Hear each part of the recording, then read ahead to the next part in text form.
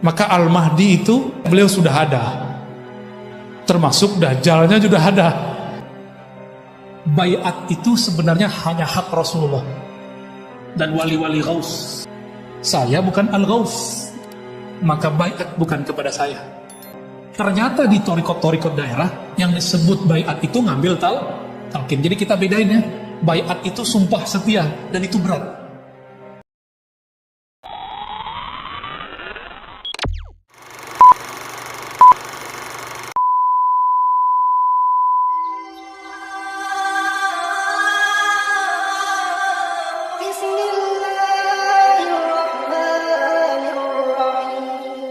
Maka Al-Mahdi itu pengalaman ruhani saya, beliau sudah ada, termasuk Dajjalnya juga ada.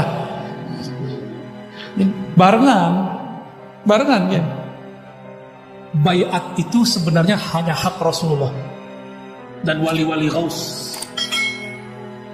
Saya bukan Al-Ghaus, maka baiat bukan kepada saya. Saya hanya mengambil keberkahan talqin.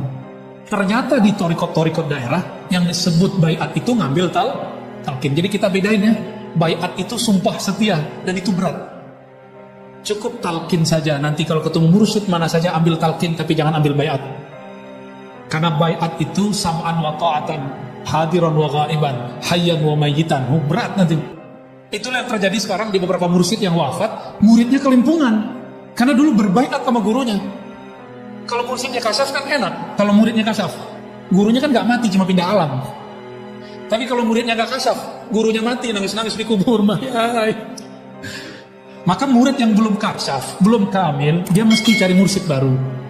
Tapi murid yang sudah mukasyafah, kamil, mukamil, dia gak perlu cari mursyid baru. Dia kapan aja bisa ketemu gurunya. Terakhir tadi nyebutin salam ke Nabi Khidir ya. Salatu salam alaika sayyidina Rasulullah, sayyidina Mahdi, Sayyidina Balyam. Kok bisa bikin adem?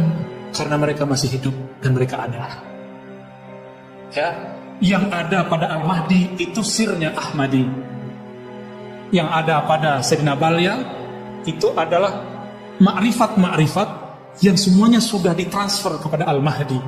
Maka Al-Mahdi itu pengalaman ruhani saya, beliau sudah ada, termasuk Dajjalnya juga ada.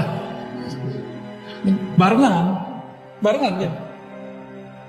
Ini terakhir ya. Nabi Musa, sebelum Nabi Musa, Nabi Nuh mengingatkan umatnya supaya hati-hati sama Dajjal. Nabi Ibrahim hati-hati sama Dajjal. Nabi-nabi semua mengatakan hati-hati kepada Dajjal. Nabi Musa cuma berani negur, Samiri, ma khatbuka ya Samiri. Giliran Harun dipegang jenggotnya. Giliran umatnya disuruh bunuh diri.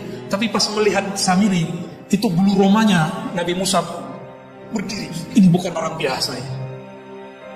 Ternyata Samiri itu nama kecilnya Musa bin Sam'un. Maka ada dua Musa berhadapan.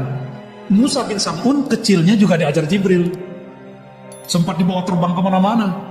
Maka berkalamlah para ulama kita. Musa, ada dua Musa. Musa allamahu Jibril fa asbaha dajjala. Musa allamahu Fir'aun fa asbaha rasulah.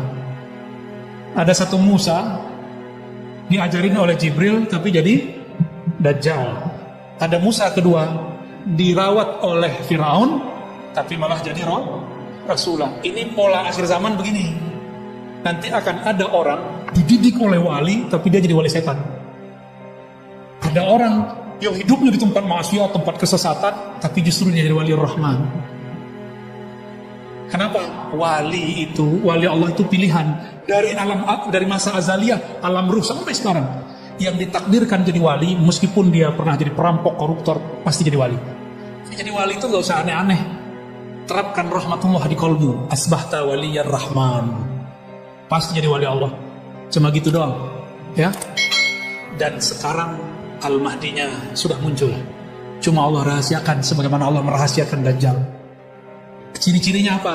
Yang benar di framing jadi salah, yang salah di framing jadi benar. Pejuang Islam dianggap penista, penista dianggap pejuang Islam. Ini sistem kalau nggak ada yang buat jadi nggak. Yang buat sistem itu namanya Dajjal. Maka jangan sok-sok ahli takwil terus bilang Dajjal itu sebuah sistem. Ya salam ya akhi ya. Sistem itu nggak ada tanpa yang buat. Yang buat ini yang kita sebut Dajjal. Sistemnya disebut Dajajilah. Nah ini masalahnya udah. Ya. Maka saya bangga jadi Ahlus Sunnah. Semoga Ahlus Sunnah kita Ahlus Sunnah yang harokahnya harokah ala minhajin nubuwah. Jadi nanti harokah kita harus minhaj nubuwah. Nubuwah itu lewat khidriyah. Harus jadi sufi. Sufi itu bukan orang-orang yang kemana-mana menunduk. Enggak. Sufi itu qalbunya ma'allah wa jismuhu ma'al khalq. Dia boleh yatamatta' bid dunya, lakin la ya'kul dunya fi qalbi. Ya, la yadkhul dunya fi qalbi. Enggak masuk dunia ke kalbunya. Boleh menikmati dunia apa aja, tapi jangan sedikit pun mobil masuk. Nggak boleh. STNK-nya nggak boleh masuk. Apalagi mobilnya. Uniknya kalbu, rumah bisa masuk ke dalam kalbu. Hanya itu. Jadi di akhir zaman, ayo nikmati hidup akhir zaman, tapi jangan masukkan kenikmatan ke dalam ini.